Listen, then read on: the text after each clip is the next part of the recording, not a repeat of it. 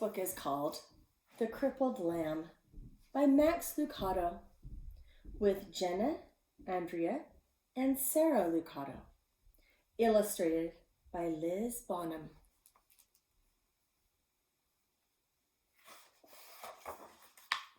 The Crippled Lamb.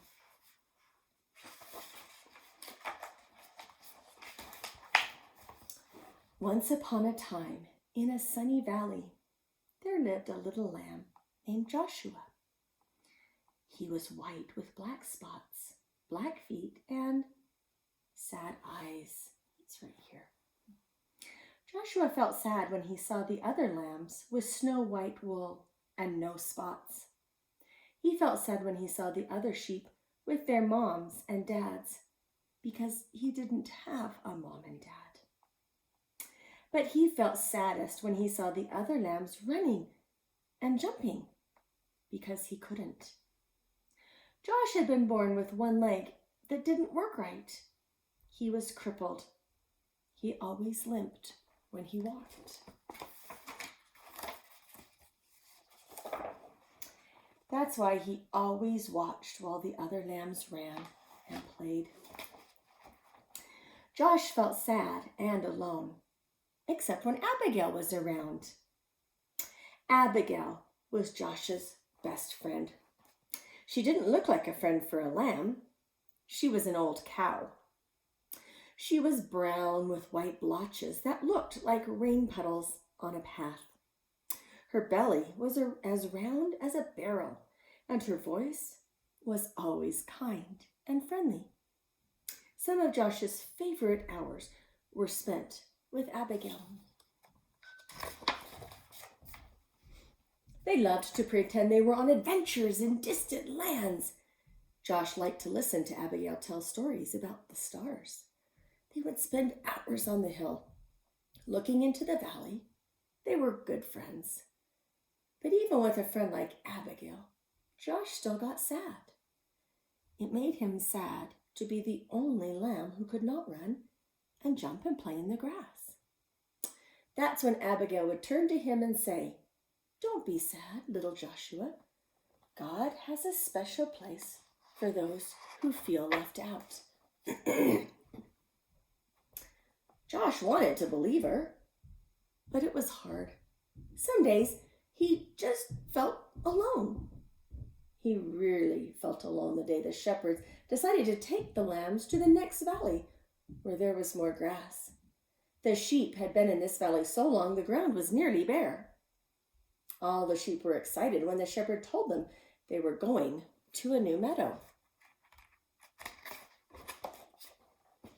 As they prepared to leave, Josh hobbled over and took his place on the edge of the group, but the others started laughing at him.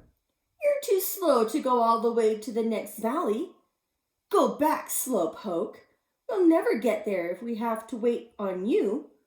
Go back, Joshua." It's not very nice. That's when Joshua looked up and saw the shepherd standing in front of him. "They are right, my little Joshua. You better go back. This trip is too long for you. Go and spend the night in the stable." Josh looked at the man for a long time. Then he turned slowly and began limping away. He's probably pretty sad he can't go with the rest of the sheep. When Josh got to the top of the hill, he looked down and saw all the other sheep headed toward the green grass. Never before had he felt so left out. A big tear slipped out of his eye, rolled down his nose, and fell on a rock. Just then, he heard Abigail behind him, and Abigail said what she always said when Josh felt sad. "Don't be sad, little Joshua. God has a special place for those who feel left out." Slowly, the two friends turned and walked to the stable together. By the time they got to the little barn, the sun was setting like a big orange ball.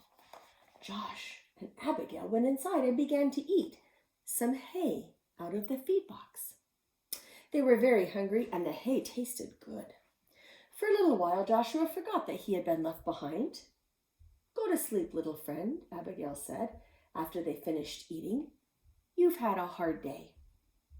Josh was tired, so he lay down in the corner on some straw and closed his eyes.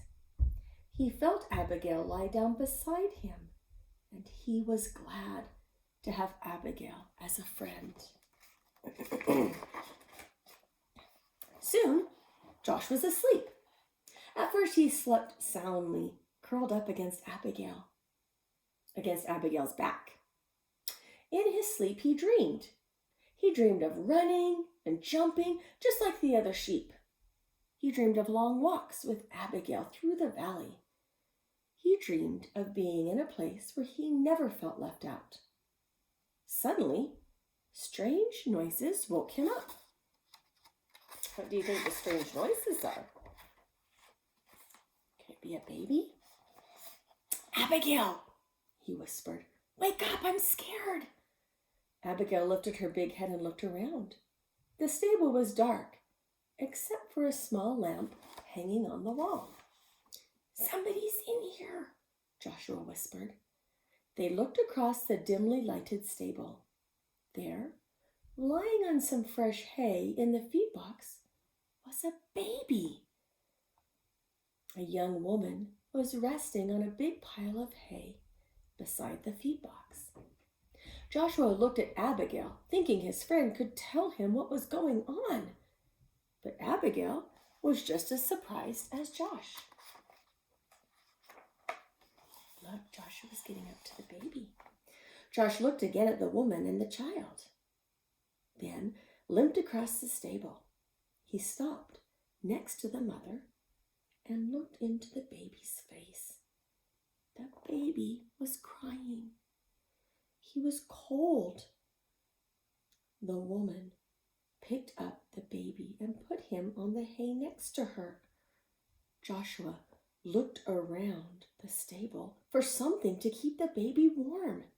Usually there were blankets, but not tonight. The shepherds had taken them on their trip across the valley. What can we do to make the baby warm? Then Joshua remembered his own soft, warm wool. Timidly, he walked over and curled up close to the baby. "Thank you, little lamb," the baby's mother said softly. Soon, the little child stopped crying and went back to sleep. About that time, a man entered the stable, carrying some rags. "I'm sorry, Mary," he explained. "This is all the cover I could find." "It's okay," she answered. "This little lamb has kept the new king warm." A king?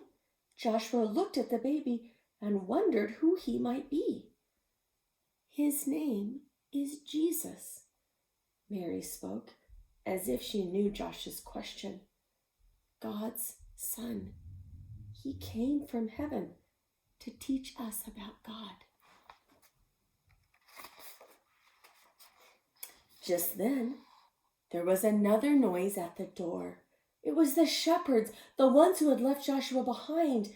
Their eyes were big and they were excited. "We saw a bright light and heard the angels," they began. Then they saw Joshua next to the baby. "Joshua, do you know who this baby is?" He does now. It was the young mother who was speaking. She looked at Joshua and smiled. "God has heard your prayers, little lamb. This little baby is the answer." Joshua looked down at the baby. Somehow he knew this was a special child, and this was a special moment. He also understood why he had been born with a crippled leg. But since he was different, had he been like the other sheep, he would have been in the valley. But since he was different, he was in the stable among the first to welcome Jesus into the world. He turned and walked back to Abigail and took his place beside his friend. "You were right," he told her. "God does have a special place for me."